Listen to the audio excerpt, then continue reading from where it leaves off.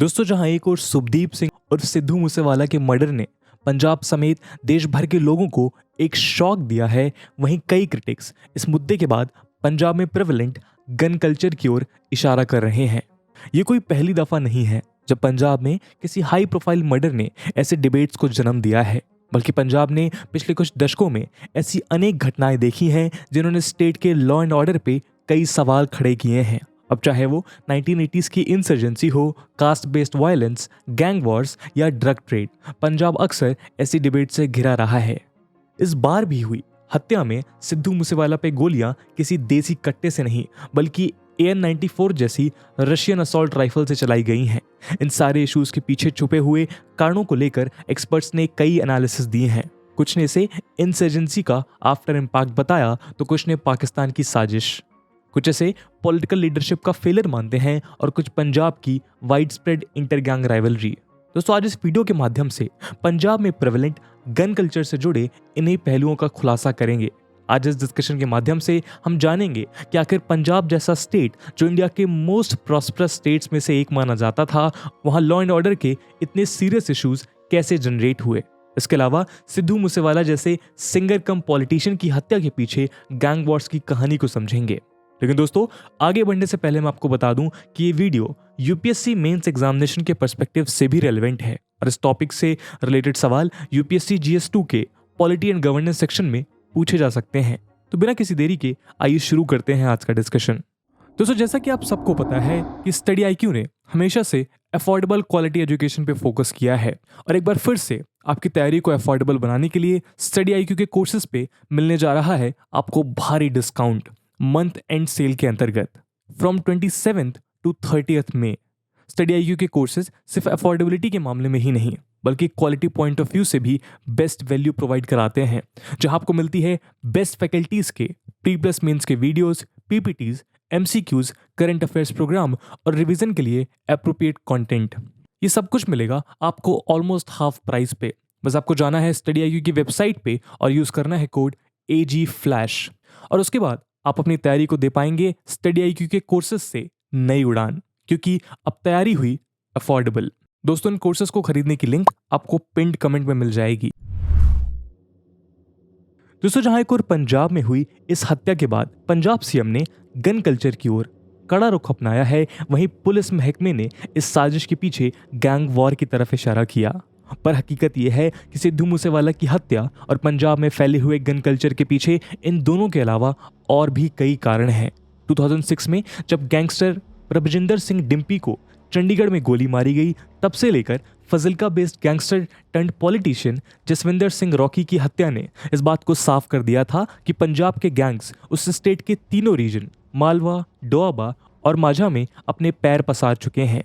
पिछले एक दशक में पंजाब में अनेक गैंग्स ने जन्म लिया है जिन्होंने स्टेट में लॉ एंड ऑर्डर को फर्दर डिटोरेट करने में अहम भूमिका निभाई। हर बार जब पंजाब में किसी गैंगस्टर की हत्या हुई, इसका इमीडिएट इम्पैक्ट सोशल मीडिया में देखने को मिला। पंजाब के गैंगस्टर्स ने सोशल मीडिया का इस्तेमाल ऐसी हत्याओं को एक्सेप्ट करने, राइवल गैंग्स को धमकी देने और गन्स फ्लॉन्ट करने के लिए यूज किया। हद तो तब पार हो गई जब ऐसे अपराध गैंगस्टर्स जेल में बैठकर करने लगे। एग्जाम्पल के तौर पर सिद्धू मूसेवाला मर्डर केस में भी Canada based gangster Goldy Brar उर्फ सतिंदर सिंह ने इस हत्या की जिम्मेदारी ली। पंजाब पुलिस का मानना है कि इस मर्डर का प्लान दिल्ली के तिहाड़ जेल में रचा गया। दोस्तों, पंजाब पुलिस से जुड़े एक अधिकारी का मानना है कि अपनी सोशल मीडिया स्ट्रेटजीज की मदद से ये गैंगस्टर्स आज खुद को सोसाइटी में यूथ के रोल मॉडल्स की तरह प्रोजेक्ट करते हैं। कॉलेज इलेक्शन में इंटरफेयर करना, एजुकेशनल इंस्टीट्यूशंस में फायरिंग जैसी घटनाओं को अंजाम देकर ये गैंगस्टर्स आज कॉलेजेस और स्टूडेंट्स के बीच अपनी जगह बना चुके हैं। गैंगस्टर्स की यूथ के बीच इस प्रेजेंस ने पंजाब में गन कल्चर को बढ़ावा दिया है। इस स्ट्रैटेजी के अलावा गैंग्स का पंजाब के 3 रीजन्स में स्प्रेड होकर इंडिपेंडेंटली काम करते हुए म्यूचुअल टाई अप्स होना स्टेट में स्प्रेड गन प्रेजेंस को और बढ़ावा देता है। एग्जाम्पल के तौर पर डोआबा रीजन में मौजूद गोपी डालेवालिया की गैंग माझा के जग्गू भगवानपुरिया गैंग से लिंक्ड बताई जाती है। चौंकाने वाली बात यह है कि दोनों गोपी और जग्गू जेल में कैद हैं, लेकिन इनके गैंग्स आज भी ऑपरेट करने में कामयाब हैं। गोपी डालेवालिया गैंगस्टर सुख कैलोन का अकम्प्लाइज था, जिसे राइवल गैंग्स ने 2015 में गोली मार दी थी, लेकिन आज भी कहलोन के नाम पे कई फेसबुक पेजेस एक्टिव हैं। जो गैंगस्टर्स द्वारा सोशल मीडिया के इफेक्टिव एक्सप्लॉयटेशन को दर्शाते हैं। दोस्तों, यदि इन गैंग्स की डिटेल्ड एनालिसिस हम करें तो शायद इसके लिए एक सेपरेट वीडियो की जरूरत पड़ेगी, लेकिन यदि आप पंजाब और उसके गैंगस्टर्स पे एक डिटेल्ड केस स्टडी चाहते हैं तो कमेंट सेक्शन में जरूर बताइएगा।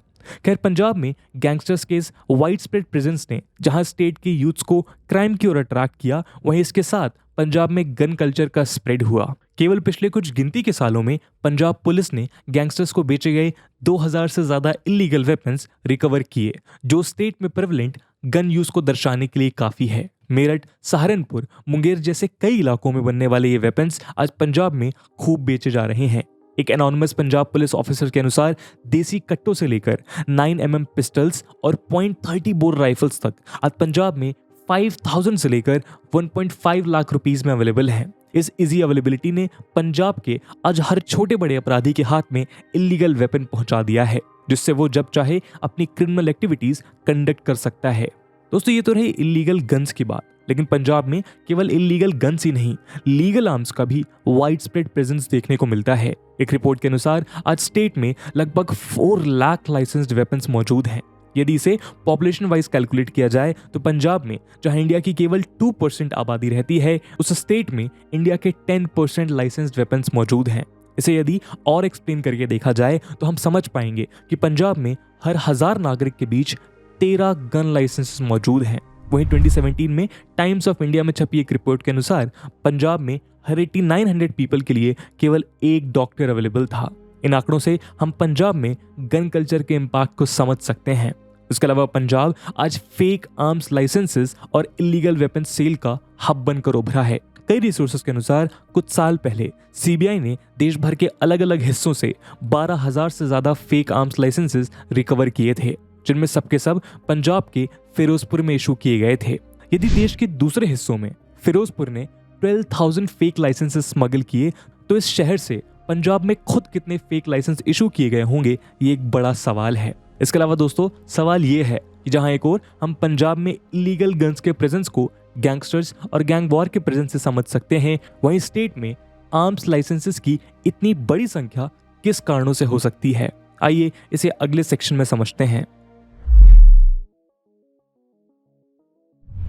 दोस्तों, ये तो सिखिज्म में खालसा ट्रेडिशन की शुरुआत गुरु गोबिंद सिंह जी द्वारा की गई थी, जब उनके पिता गुरु तेग बहादुर जी को मुगल एम्परर औरंगजेब द्वारा बिहेडेड कर दिया गया था। गुरु गोबिंद सिंह जी ने खालसा की नींव एक ऐसे ट्रेडिशन के रूप में डाली जहां वॉरियर्स किसी भी बेकसूर को रिलीजियस प्रोसिक्यूशन से प्रोटेक्ट कर सकते हैं। ऐसे ही अनेक ट्रेडिशन के कारण हम तब से लेकर आज तक सिख और पंजाब के अनेक वीरों को जानते हैं, जिन्होंने बहादुरी की नई मिसालें कायम की। अब चाहे वो ब्रिटिशर्स के अगेंस्ट हो या फौज में जाकर देश की सेवा करना हो, पंजाब के नौजवानों ने हमेशा जरूरत पड़ने पर मौत को खुशी खुशी गले लगाया है। लेकिन जहां एक और इन फीलिंग्स ने पंजाब को हिंदुस्तान की शान बनाने का काम किया, वहीं रिलीजियस एक्सट्रीमिज्म ने इस स्टेट में इंसर्जेंसी को भी जन्म दिया। आजादी के बाद 80s के दशक में पंजाब ने एक खूनी इंसर्जेंसी देखी। ये वो दौर था जब टेररिस्ट ने उन्हें अपोज करने वाले हर एक शख्स को, अब चाहे वो कोई नेता हो, सरकारी कर्मचारी हो या आम आदमी, हर एक को मौत के घाट उतारा। और इसी दौरान पंजाब गवर्नमेंट ने आर्म्स लाइसेंसेस मास स्केल पे इशू किए। हम ये कह सकते हैं कि पंजाब में वाइड स्प्रेड आर्म्स यूज का कानूनी चलन यहीं से शुरू हुआ। इसके अलावा सीनियर लीडर्स को large number of security personal allocate किए गए, जो ट्रैवल करते समय उन्हें एस्कॉर्ट करते थे। आज 2 दशक बाद भी ये चलन जारी है, जब तेज रफ्तार कार्स साइरेंस बजाती हुई एस्कॉर्ट व्हीकल्स के साथ रोड पे देखी जा सकती हैं। इन्हें ना सिक्योरिटी चेक से गुजरना पड़ता है और ना ही सिग्नल्स पर रुकने की जरूरत होती है। एक्सपर्ट्स का मानना है कि इस सिस्टम ने पंजाब के यूथ्स के बीच नेगेटिविटी स्प्रेड की है। उन यूथ्स को इस बात का एहसास है कि पावर की हायरार्की में ऊपर उठने के बाद ना तो उन्हें किसी सिग्नल पर रुकने की जरूरत है और ना ही पुलिस उनसे सवाल पूछ सकती है। और इस पावर का सिंबल चाहे कुछ भी हो, कोई लीथल गन ही क्यों ना हो। इसके अलावा इलेक्शंस के दौरान वेलफेयर स्कीम्स को मनी और मसल पावर से रिप्लेस करना पंजाब की पॉलिटिक्स का एक नेगेटिव स्टेप साबित हुआ। जिस तरह से स्टेट की पॉलिटिकल लीडरशिप ने मासेस को अपने साथ जोड़ने के लिए पावर का यूज किया, इसका सीधा असर पंजाब में गन कल्चर के स्प्रेड में देखा गया। दोस्तों, एक्सपर्ट्स का मानना है कि पंजाब के गन कल्चर में फॉरेन कॉन्टैक्ट्स ने भी अहम भूमिका निभाई है। जहां एक और इंसर्जेंसी के दौरान आईएसआई ने इस स्टेट को large scale automatic weapon supply किए। वहीं पंजाब का कनाडा जैसी कंट्रीज के साथ डीप लिंक्स का होना यूथ के लिए नया सोर्स ऑफ इंस्पिरेशन बना। यूं तो कनाडा में केवल हंटिंग जैसे ऑब्जेक्टिव्स के लिए आर्म्स इशू किए जाते हैं, लेकिन एक पंजाबी यूथ के लिए अपने गांव में गन्स ओन करना स्टेटस का सिंबल माना गया और इस लाइसेंस्ड आर्म्स को हासिल करने में पॉलिटिशियंस ने उन यूथ की मदद की। आपको बता दें कि एक रिफॉर्म के तहत पंजाब पुलिस के SHOs senior superintendent of police की जगह लोकल एमएलए और ऑपोजिशन के लीडर द्वारा अपॉइंट किए जाते हैं। ये एसएचओज आर्म लाइसेंस इशू करने में अहम भूमिका निभाते हैं। इन रिफॉर्म्स के बाद पॉलिटिकल लीडर्स ने अपना मास सपोर्ट बनाए रखने के लिए आर्म्स लाइसेंसेस इशू करवाने में अपने सपोर्टर्स की हेल्प की, जिससे पंजाब में गन कल्चर फर्दर प्रमोट हुआ। दोस्तों, इन सारे इश्यूज के अलावा पंजाब की इनइक्वालिटी और कास्ट डिवाइड ने स्टेट में वायलेंस और गन कल्चर को फर्दर प्रमोट किया।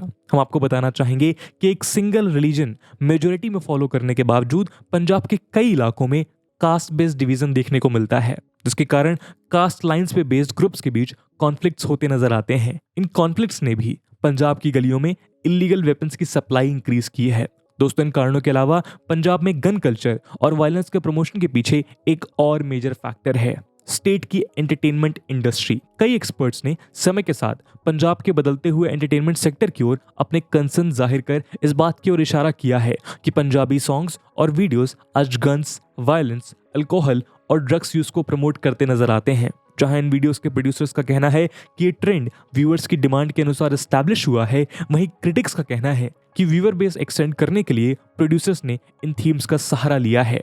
खैर, कारण चाहे जो भी हो, पंजाब की एंटरटेनमेंट मीडिया आज गन्स और वायलेंस की ओर इस हद तक टिल्टेड है कि आज पंजाब सीएम भगवंत मान ने इस पर रोक लगाने की बात कही। इससे पहले भी पंजाब के पूर्व सीएम अमरिंदर सिंह ने भी ऐसी एंटरटेनमेंट सोर्सेस के अगेंस्ट अपनी नाराजगी जाहिर की थी। और तो और 2019 में पंजाब और हरियाणा हाई कोर्ट को भी इस मुद्दे में दखल देना पड़ा था। इन सारी बातों से आप समझ सकते हैं कि आज पंजाब में ऐसे अनेक कारण हैं जिससे प्रेरित होकर स्टेट के यूथ गन की तरफ अट्रैक्ट हो रहे हैं। दोस्तों, सिद्धू मूसेवाला की हत्या ने आज पंजाब में फैले उन अनेक चैलेंजेस को गवर्नमेंट के सामने लाकर खड़ा कर दिया है, जिसे इमीडिएटली टैकल करने की जरूरत है।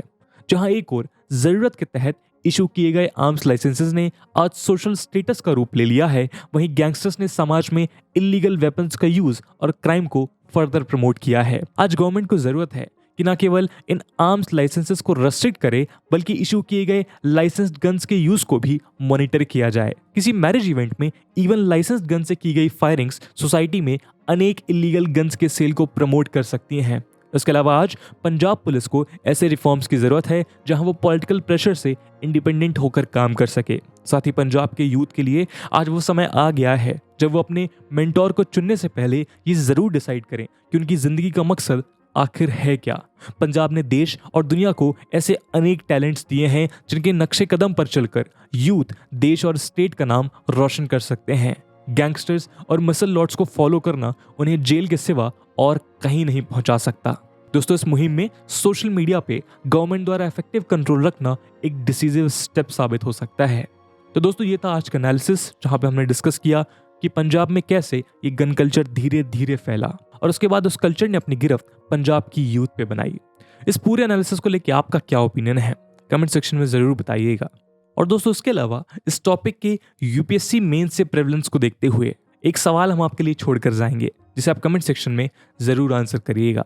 और आपका सवाल है, how prevalent gun culture in Punjab shows traces of insurgency which state had faced in 1980s. And with this question, my friends, that's it for the video. I hope आपको वीडियो पसंद आई होगी, और अगर पसंद आई है तो अपने दोस्तों के साथ शेयर करना बिल्कुल मत भूलिएगा। हम मिलते हैं अगले वीडियो में, तब तक के लिए जय हिंद, जय भारत।